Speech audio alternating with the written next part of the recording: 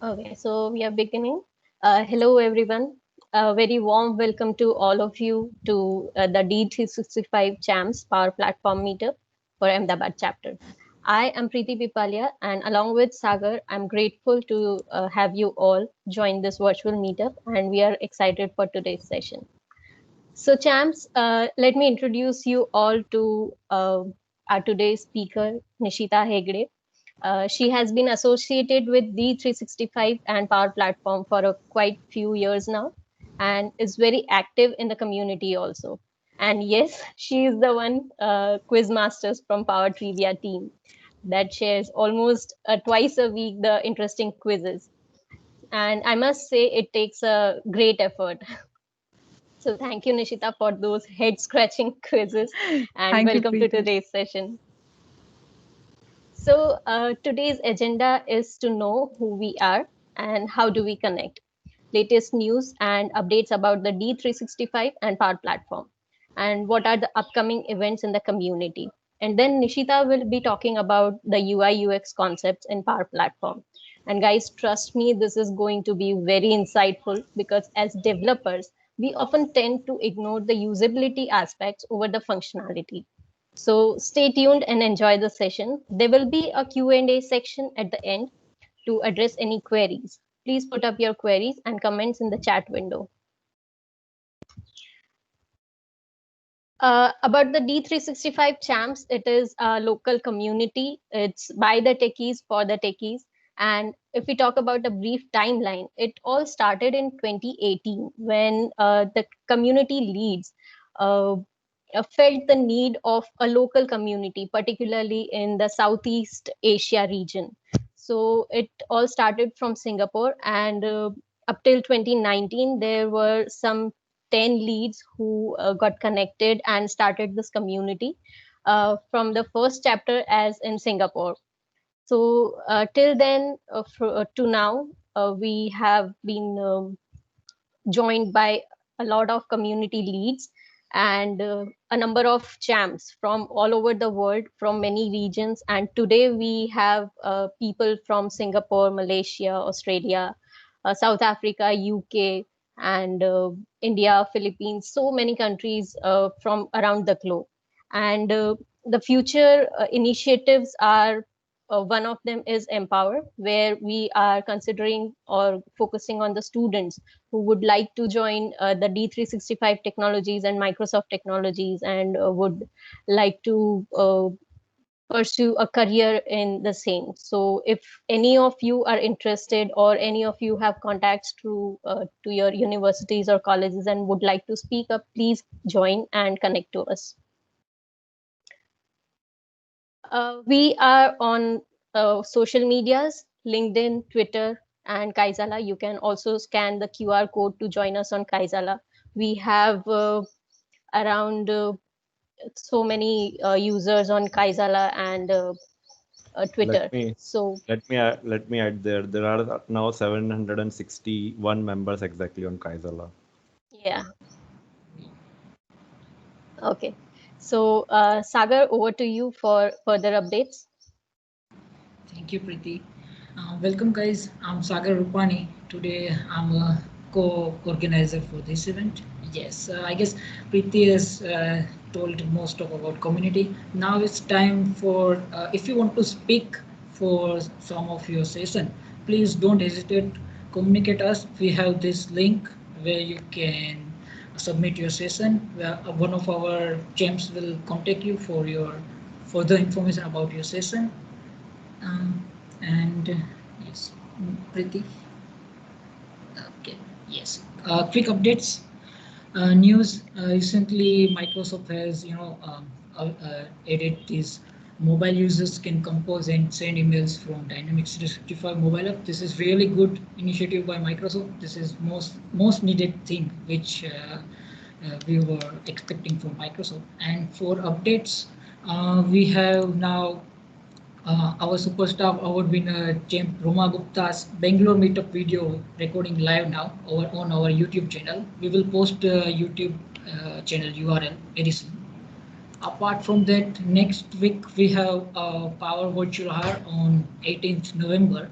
sorry, 18th September. Sorry for that. And Sendil Kumar, he is a PTA and he is going to present about set up online channel using Dynamics 365 Cobos. Then we have uh, next, also I want to add one thing that Roma Gupta is presenting one of our champ, superstar champ. Roma Gupta is going to speak in Microsoft Ignite event on next Wednesday, next Wednesday, 23rd September. Then on upcoming events of this community, that we have Prasant Sukla, Prasant Sukla. He is going to talk about mixed reality on 26 September. So please do join also for that. And it is for Power Platform Meetup Kolkata chapter. And at last, I want to thank our sponsor Dynamicity for organizing this stuff. Like they are trusted partners of the Microsoft Dynamics and Power Platform. Also, they are uh, uh, providing implementation upgrades, managed service, and training providers. And now it's time for the real show. So Nishita, it's time for now your show. Hi, everyone. Firstly, thank you so much for making our time and attending this session. Thank you, Preeti and Sagar, for organizing it. And definitely a big thank you to Prashant and Deepesh for the constant support and guidance. So let me quickly share my screen.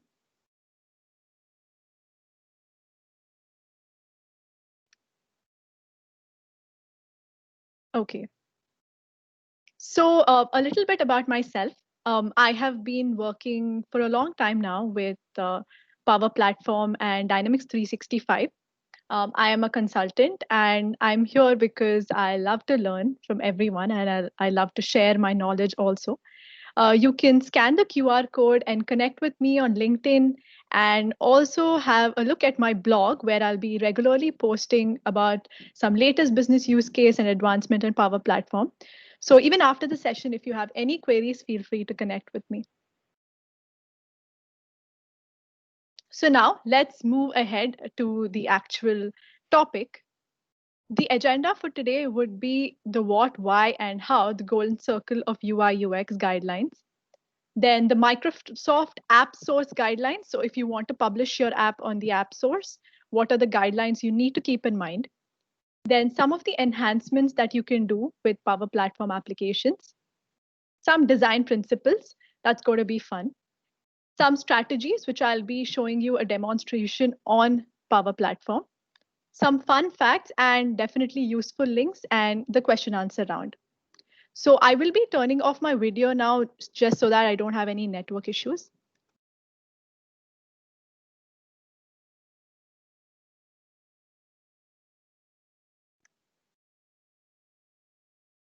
Okay, so I really found this quote apt of describing what UI UX is. Now imagine guys, you wake up one day, you have to send an urgent email and you see that you have in hand the old Nokia phones with the QWERTY keypad where even when you need to type a C, you need to click on it like thrice. Isn't that frustrating? Like, oh my God. And today you have technology has advanced so much that you can just swipe on your screen keypad and you can type, and you also have auto suggestions and auto corrections. So in today's times, people want to experience the best of applications and technology without actually exhausting their brains. I mean, they're really busy in their day-to-day life. They don't really want to use their brain to use an application, right? But people often confuse between the concepts of what is UI, UX. I mean, it's a jargon that's constantly used.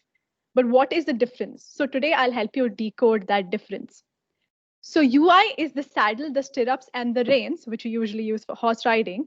And UX, which is user experience, is the feeling you get of being able to ride the horse. So this is something you can keep in mind whenever you want to understand the difference between the two.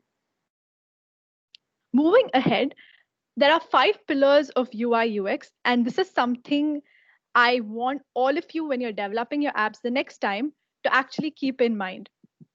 The first one is definitely usability. It should be user friendly. You need to keep in mind the end users that are going to use the products. You'll get better insights to their nature, how they're going to use the features you can add, etc. So that is one. The second is information architecture. So in information architecture, what you need to keep in mind is while designing the application, you need to ensure all the permutation and combination to give a very clear info path and a seamless navigation menu to the users. Next is interaction design.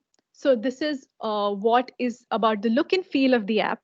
You create a conceptual design, you keep in mind the various elements and the aesthetic appeal of the application with colors, fonts, icons, etc. So I'm going to be showing you a few things you can do for your Power App next time.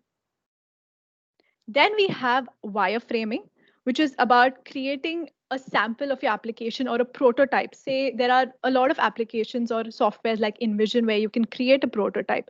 It's very important to do a wireframing once you've created your Power App before actually releasing it and sharing it with users. The last is visual design. So visual design and interaction design could be confused, or rather they go hand in hand. Visual design is even above just mere colors and fonts, but it is about the overall impact that your design or your application has on the user. So these are the 5 pillars, and we need to keep in mind when we are designing any app. Now, what is the importance of UI UX? One is obviously you need to build a brand. As a developer, you need to show or you need to showcase that you have the credibility to create a good application that keeps in mind what the end user actually wants rather than just filling it up with a lot of features and a lot of functionalities and buttons and navigations, etc. The second one is obviously saving time and money. You wouldn't want your client to keep coming and giving you multiple changes and updates and additional features. You should rather keep that in mind when you're designing the first flow of your app so that you're saving time and money for both, not just you, but also your user. The next one is understanding your customer or understanding your user. Before creating a UI UX, you have to understand what are the needs. And it should be the focus should be always your target audience. Your app will attract the audience that you're building the app for, right? And also, it's very easy to convert your customers into loyal customers the next time because they know that you're going to always keep in mind what they expect out of you. The last one is obviously if the customer is happy, the end user is happy with using your application, there's an increased return on investment. So as you can see, what I've done here is minimalism is the key. And it's always better to avoid too much of text, clutter. And as they say, clutter is the enemy of clarity. So you can keep this in mind next time you're designing a PPT or an app.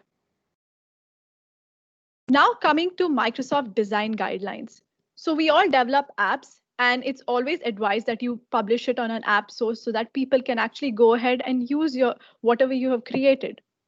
So the first one is user-centric designs. So it needs to understand the user effectively, the end user. It's always advised that you sketch your designs and the info path before you actually go ahead to Power Apps and start creating your application, because it'll give you a lot of clarity. You can also, use your creativity to actually first design it out and then go ahead and do the functionalities on your app. The buttons, the colors, and the icons play a very important role. Like I told you, it is the interaction design or the visual design that plays a major role. There is an application which I'll be showing you towards the end, which is called Color Analyzer, which helps you see whether the two colors you're choosing for your app or the multiple colors actually, complement each other or they contradict each other. Also, Microsoft follows the principle of inclusivity. So you need to ensure that the colors used are accessible by the colorblind. Also, avoid using too many icons. So now when we say visual design is more important than text, that does not mean we go ahead and use an icon for each and everything. It's always better to keep it to an appropriate amount. Also, use less than 3 buttons. The proper use of primary and secondary buttons are very important. If there is a cancel button, it's always good to disable it before a person actually fills in a form, for example. The next one is consistency. So it's always good to use the same font across your app. A lot of people might want to add a little oomph factor and add maybe a cursive writing or in between, but that's not advisable. You can start off with using some commonly used fonts like Lato and Open Sans. Also keep in mind the textual size or the text hierarchy. So for a body, always use a 14 size. For a title, try to use a 10. And for subtitle, a little smaller by using 8. So this is going to make sure that your app is very consistent throughout. The last step is a digital walkthrough or mock-up. Like I mentioned before, a wireframe is very important. So once you've actually created your app, you should have a mock-up or prototype to see that the app is functioning the way you want it to. And also provide clear information by keeping dialog boxes or banners if you have added some icons and you want the user to actually know what the particular icon does. And once you've done that, you're ready to publish it on the app source. So now let me show you how, with a good UI UX, an entire app can be transformed. So the first one you can see is a Canvas app. This is your typical, Power Appy screen, which we started off with initially. All of us, when we made the device ordering app or the appointment app, we all started off with the white and blue background. But today, you can actually create apps with a really rich UI UX feel, like you can see on your right. Similarly, moving ahead to Power Apps model-driven apps, the unified interface is now pretty well known. Like everyone knows you have the unified interface, but not many of them actually use the functionalities that we have. For example, we have new navigation menus, we have interactive dashboards, we have Power Apps component framework, which a lot of people have been giving sessions on. And we also have a new timeline feature. For example, each activity that is added shows you an icon, whether it's a phone call or it's an appointment or it's an email exchange. So these are the minute things that can completely transform the user experience. And I would recommend everyone to actually go ahead and start using them rather than just knowing about them. So now coming to the fundamental design principles and usability heuristics. Okay, this is quite a heavy sounding topic. So I thought rather than going through the usual PowerPoint presentation, I have a small game for all of you. It's called This or That, and it's pretty popular on social media, where I'll be giving you two options, A and B, and you will have to go ahead and choose it on a live poll that will appear on your Teams chat. So Preeti will be sharing it and you guys can go ahead and choose A or B. And I'll be telling you which one is better in terms of all the principles we have discussed until now. I'm sorry to interrupt you, Nishita. I couldn't manage the poly feature here, so Okay. we'll be putting the comment in this chat window. No Okay, worries, no we'll problem. have the poll anyways. No problem. Yeah. So guys, you can actually just have a chat or a comment on the chat window. Okay, So go ahead, guys. We can use like that. We can use a raised hand, right? Yes. If So somebody here wants is to go the with comment. it. You can raise your thumbs up for A, option A, and a heart for B. Yeah.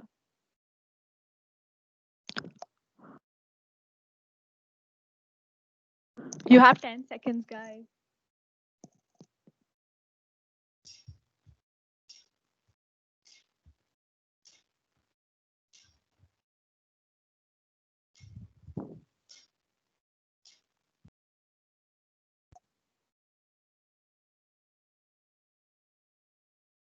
Okay, so I'm going to go ahead and tell you which one it is. So obviously B is the one that is right. And because the one on with the A option is inconsistent in terms of the icon size, in terms of the text size, and also in terms of the image sizing and the scroll bar. So the first principle you'll be learning from this is how to be consistent throughout your applications. Let's move ahead to the next one. This or that. Again, guys, you need to have a thumbs up for option A and a raised hand for option B.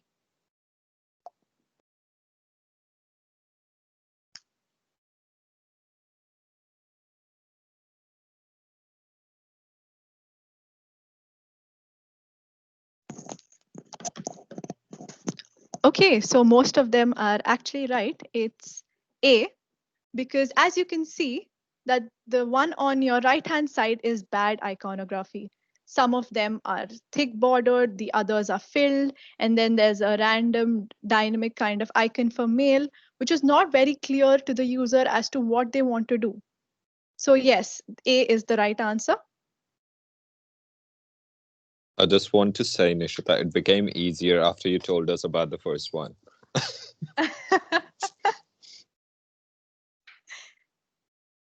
Okay, guys, the third question, again, A or B? I know a lot of them will have contradicting opinions once I tell you what the principle is. Okay, so most of them have answered B. And yes, you're right. The answer is B. And the principle is visual tension. So the A option or the one on your left might not always be wrong, because sometimes if you want to portray a really deep topic or something that you want the users to feel uneasy about, you can use a design like A, but it's not recommended. And especially people with OCD might really go crazy if you put a pattern like B. So these are some minute things that people might not realize while designing that could cause an uneasy feeling to the end user. For example, if I place a ball on top of the screen, it might feel like it's going to drop at any time. And that is actually very disturbing to a lot of users. So this is something you can keep in mind. Next question. Again, guys, A or B?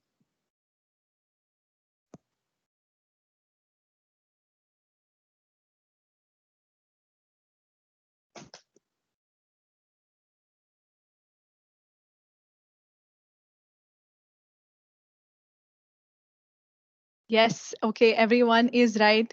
It is A. And the reason is actually when I tested this on a lot of people, they did find that B could be the correct one, but it is A. And the reason for that is it prevents error and gives a very clear information as to what the user should do first and what is a priority over the others. This is also called textual hierarchy. So it's very important you give a clear indication to users as to what is important, what is not, and how they can prevent accident clicking of buttons and create some errors. And the last one, A or B?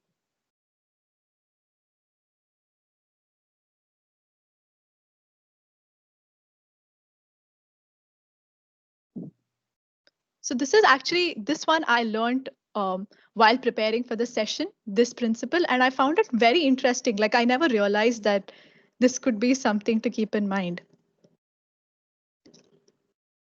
Okay, so again, most of them have answered B, which is right. And the reason for this is having a very dynamic content. So it's not just about the colors here. If you see that the one on your left is a very static image of the skyline, but the other one gives a different perspective. It's more dynamic. It makes you more engrossed into what the page is about. And obviously, as you can see, the menu is highlighted. It showcases exactly on which tab you have to click, etc. So yeah, to keep in mind, always design it using some dynamic content, because users will be more engaged in what you're trying to present or showcase. So that was the last question. Now we go ahead to effective UI UX strategies in Power Platform. So just give me a minute. I'm going to be stopping the presentation and sharing my browser.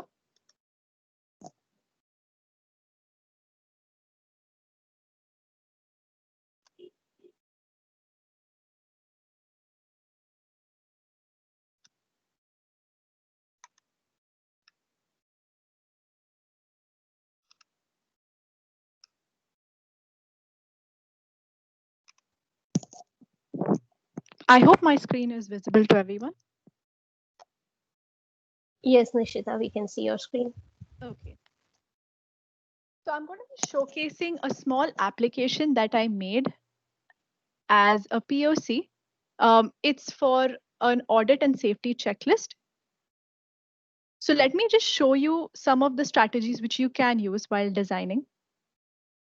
The first one is micro interactions, or the minute things that users can do on your screen. For example, on the home screen, I've added some colorful content because this was for a fast food joint, so it had to be more interactive.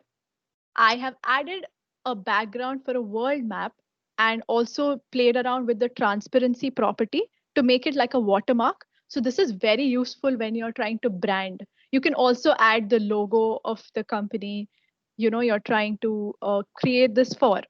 So this are some small things. Very important is hint text. I've noticed this, that a lot of people forget to put a hint text or a no selection text while creating their app. It's very important because the users will get a clear idea what they need to type in. Second, here you can see that I've added some percentage of increase for completed inspection. So it's green because there has been an increase. You can also add a small top or bottom arrow to showcase what the information is trying to portray. So these are some things. So this you can do by playing around with the hover fill property. So on hover, you can actually fill a lighter color or a darker color to highlight it. So this is my home screen. And the first principle which I wanted to show was about micro interactions. I'll be sharing how you can practice this towards the end of the session. The second one is about how to use reusable components. Now, a lot of us have heard about reusable components, right? There are multiple things you can do. You can add the radio gauges, you can add map controls, etc. I have created a simple component for header. The basic idea, like I told you, is to save time. So I advise that everyone, if you want to have a header, you can go ahead, create a component. How you do that is, firstly, you need to go to File. You can go to Settings, Advanced Settings, and turn on your components property here. Components, you need to enable it first. It's already enabled for me. Then you go ahead to the component section on your left side navigation menu.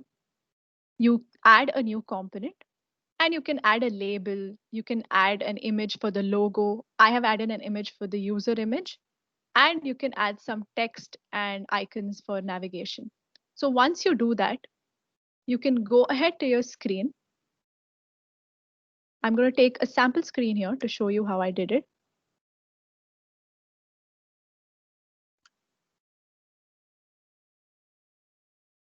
So I've already added it. Let me remove that and show you how you do it. On your home, on your insert, you can go to custom on the ribbon, and the name of your component is visible here.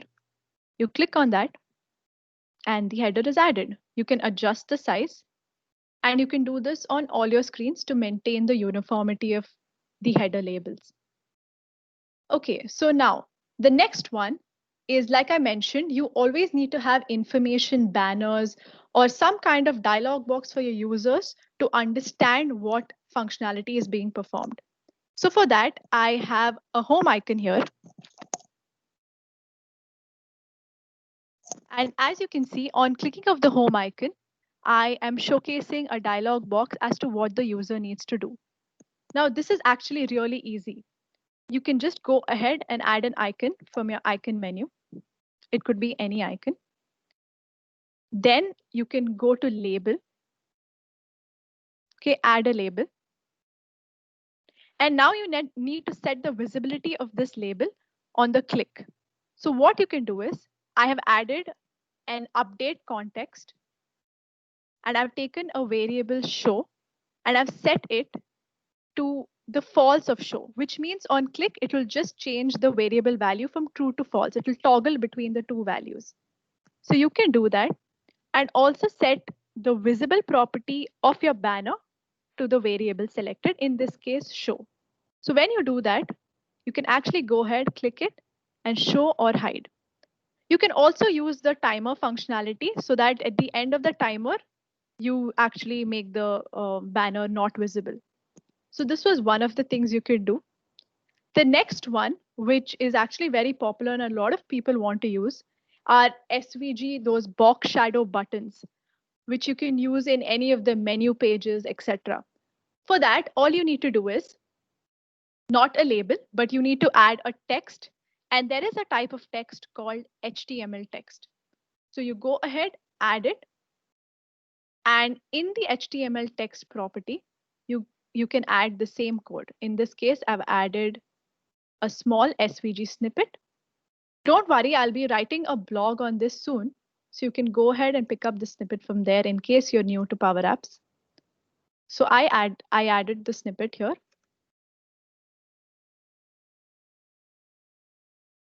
And here, as you can see, it is showing me the button.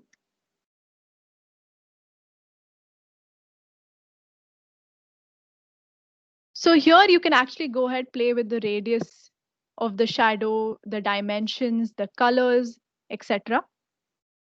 The next one is similar. You can add a text shadow. So you can add different kinds of text similar to word art. You can actually go ahead and add it by using the text shadow SVG. Now, a tip here is you can use a website called htmlonline.com, which will generate HTML and CSS snippets for you to actually go ahead and use it without knowing how to actually code in HTML and CSS. So this is one thing you can do. The next one is iconography. I think I've mentioned this a million times over the session, but icons are really, really important. So how you can do this is you can go ahead and download an Excel with various icons. You can do that from bootstrapicon.com. I'll be showing all the useful links towards the end of the session. And once you have the Excel, you can add it to your data source. So as you can see here, I've added something called as solid icons. And then you need to add an image. So you go to insert, you add a media, you add image. And in your image, you need to add a snippet for selecting that particular icon from your Excel sheet. It's very simple, guys. It looks complicated, but it is not. You can keep changing your icons. And this is very useful if you want to create a bootstrap kind of forms. So you can actually go ahead and use them in your inbuilt forms on Power Apps. And the last one, and one of the most important things, which I feel is responsive designs. Now we know that we use multiple devices, and Power Apps is obviously going to be used on, again, various devices from tablets to desktops to mobile phones. And we don't really want our app to get distorted, right, based on the device you're using. So an important tip for that would be, firstly, under files and screen size and orientation, I would recommend everyone to turn off the scale to fit so that it doesn't just distort into the available space and use it up. So turn that off. And also there is a feature where you decide the orientation of your app right from the beginning. So you can keep in mind the device that it's most predominantly going to be used on and choose that. So landscape would be for tablets and desktops, mostly tablets, and portrait would be for your mobile application. So once you do that, there is another feature which I can show you. And that is if you don't want a control. For example, I don't want this button to be seen on mobile phones, but I want it to be seen on bigger screens like desktop, etc. So for that, a small code or a small formula which you can write is on the visible property. So what you can do is you can go ahead to the visible property of that control, click on parent.size and greater than or equal to the screen size dot medium. So apart from phone, this control, as you can see now, it's not visible. So this would be visible on any other device apart from a mobile phone. So I actually learned this again over the course of preparing for the session, where there are 4 types of screen sizes, right? From small, medium, large, and extra large. So this is actually pretty useful when you want to keep the controls limited to particular devices.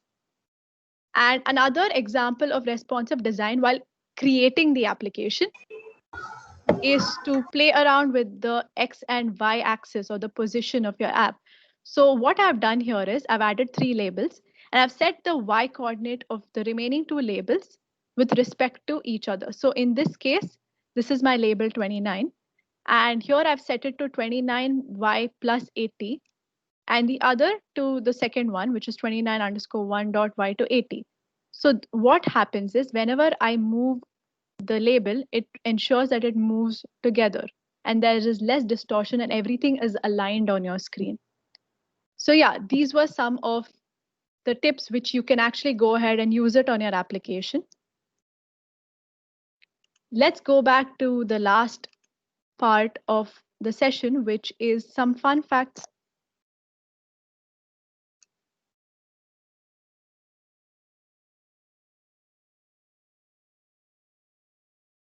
Okay, so the first one is visual data is processed 60,000 times faster by the brain than text. So now you know that you need to focus more on how visually appealing the app is than just using advanced features and functionalities. Second one is developers spend 50% of their time fixing issues. So if you keep in mind all these design principles and the things to create an app, you will be saving a lot of time. And the last one is 63% of the people would consider messaging a chatbot than an actual agent. So now you know you can plug in your Power Virtual Agents in your apps anytime you want. There will be a session on this later. And yeah, and the last one is some useful links. Feel free to connect with me. I can actually send it to you or connect on Kaizala, Champs, Team, and you'll be getting a lot more information.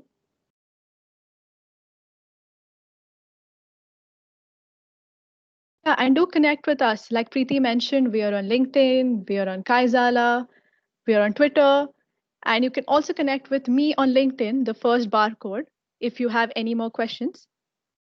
And yeah, thank you, everyone. So let's move ahead to the question answer round if anyone has any doubts. Well, this was a very great session, Nishita, I must say. Thank You you. can see the thumbs up of people in the comment box. As far as now, we don't have any queries. One thing, Nishita, you showed in the very start, in the question where there was one side was in a text and another side was in a visualizations. Like there was a kind of rating, and that rating was showed in the a kind of gauge meter or in some of the chart. So, do you have any example and how we can go and achieve that? If you have something to show. Are you talking about my Yeah, the the question app which answer. I showed? No, no, not the app. There was in our question and answer thing like A and B options. Yeah. There was one thing where I think there was a time or seconds, and it was shown in some other way. In the presentation, it was there in one of the slides. Maybe you can pull out the slide. Yeah, I'm just once going to more. share.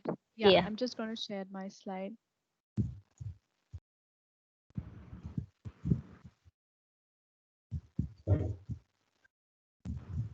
Yeah. Which one? Just go back. I think before this one. Yep, just one. Yes, this one. So any light you can put on this, like what exactly needs to be done to make this app something look like in a right side ones with a good UI and UX. Oh yeah, definitely. So what I had used initially, I can tell you, the radial gauge, you can actually go ahead and use the Power Apps component framework. I'll be sharing a link. It's a very common one. You can also do it with SVG formula. I don't have it with me right now, but definitely possible. I can show you how to create, say, for example, the progress bar, which you can see on your right-hand side. Mm-hmm. So the way to create that is also pretty simple. You can use just plain buttons to create that progress bar. Okay, because we have time. If you have Sure. anything ready with you, please show. That will be helpful for all of us. Okay, let me just see. I can actually show it to you on Canvas apps, but I don't have anything with me as of now to show. Fine, Yeah, no worries. actually, I'm using my company laptop, so I Fine. don't have any of the apps which I have created. But I can actually go ahead and show you how to make the progress bar. It's pretty simple.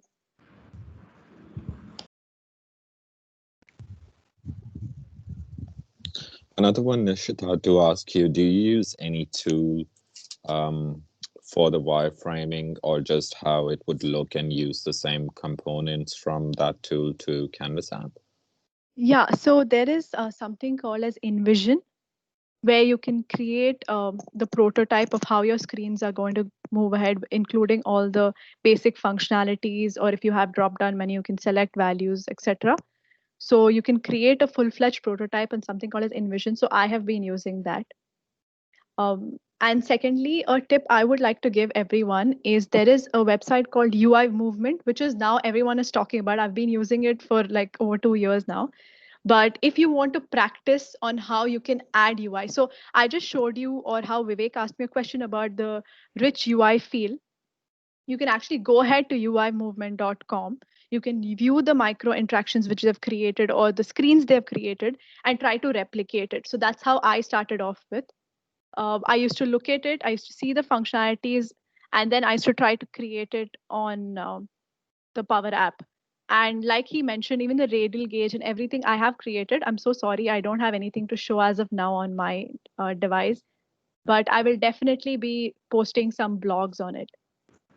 Yeah, that's fine. That's fine. Okay. Sure. Yeah. Thanks, So, Nishita. so Nishita, just to, if there are no queries, this has been a great session, and it must have taken a lot of preparation. It was very, very interactive, and it was very interesting to think and see certain things which we normally forget when we are trying to design our Power Apps, right? Being from the technical background that we all come, techno functional or whatever. So it's pretty important. Only one thing I would wish to add, more or less, as many projects are coming towards the Power Platform side, and Canvas app talk about mobile and tablet design. As you see in any company which has a iOS or an Android team or somebody else, like a cross platform framework, let's say Cordova or something like that, people maintain UI UX experts. It's a tip for all the companies that if you really have that nature of work, we have to start thinking about moving in that direction. Uh, the other thing that I wanted to tell is it must have taken a lot of effort to build all this. So thanks for sharing this. It was a great session. Just like I was telling in the last meetup, compared to August, there has been a placeholder by Preeti, Sagar, and others, Roma being the last session. And this is a level up now. So now Prashant is under pressure a bit, I think, in the next meetup. So thanks for doing that and sharing your knowledge. No pressure, no pressure. If anybody has anything to add, please do add that. I don't have any queries. It was a great, interesting session. I have to go back to and look at this video to brainstorm myself as well. Thank you for sharing your knowledge with us. Thank you. I'm pretty sure everyone has liked this session. So if we can give a round of applause to Nishita by using the feature called Raise Your Hand, that would be cool. Please do that. Thank you. Yeah, I must say, Nishita, this was a very insightful session. We often tend to, ignore these things. And being a developer, we should really focus on UI UX things also to make a really good app. So thank you, Nishita, for sharing all this and putting your efforts into this. Thank you. Thank you so much. I must say, this is really amazing. When earlier we had worked with around 2 or 3 Power Apps, but we never thought about this UI UX part. But now we will work over that too, so we can make Power Apps more rich, and even though model driven app. Yeah, Thank you for a exactly. wonderful session. I would like to actually add this. A lot of clients, they'll be like, this doesn't look like a normal app. Like, there's always a distinction which is done between power apps and normal apps. So I think, I hope actually people have been helped by this session and they'll go ahead and try out some more richer UI UX to their Power App. Thank you.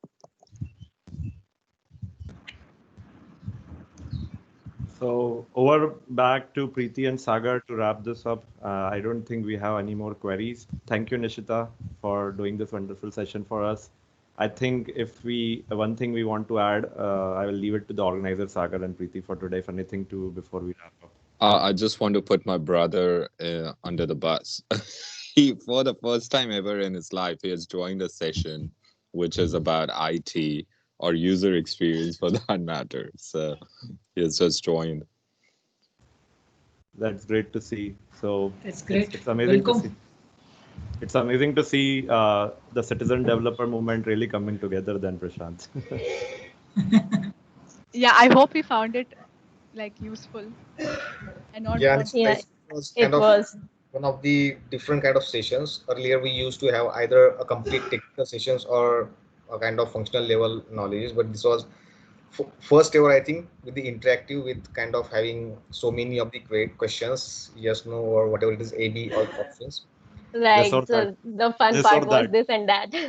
Power Yeah. this, power that. I got a name for that as well now. Yeah, I mean, at least people actually start thinking about what is wrong. Otherwise, we tend to ignore Yeah, certain small. that's right. Right. Yeah. So we'll It was expect something more interactive in one the coming because sessions. earlier Definitely, this was for keeping in mind, like, basic users who might have just started. But I'm pretty sure we have great developers who can do so much more. So I would love to like take another session on that and learn from them and also share my knowledge. Sure. Definitely. You are most welcome, Nishita. So thank you, Nishita. And Yeah. it's over to Sagar and Preeti if you want to share that slide where we normally ask for more speakers because we continuously need more speakers for meetups, right? And Yes. and how people can connect to us.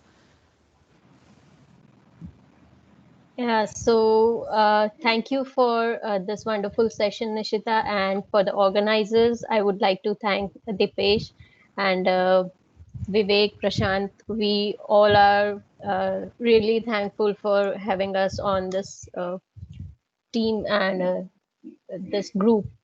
I would like to thank Dynamicity for sponsoring this event, and let us join together, or let us ask our friends, or if any of you have any of the topics to share, or you can say anything new that you would like to share, please contact us on or share your details on this form. Please share the details. Yeah. So guys, if you have seen, it's not like you have to always go with the technical sessions or a kind of new feature sessions, but anything which you have already worked on and which you want to share with all your colleagues or the community, please feel free to connect us. You can always put the speaker session form over here and we'll surely come back to you. There are so many initiatives as well as so many meetups going on, and we'll try to fit in your sessions in very next sessions, whatever are the available slots. So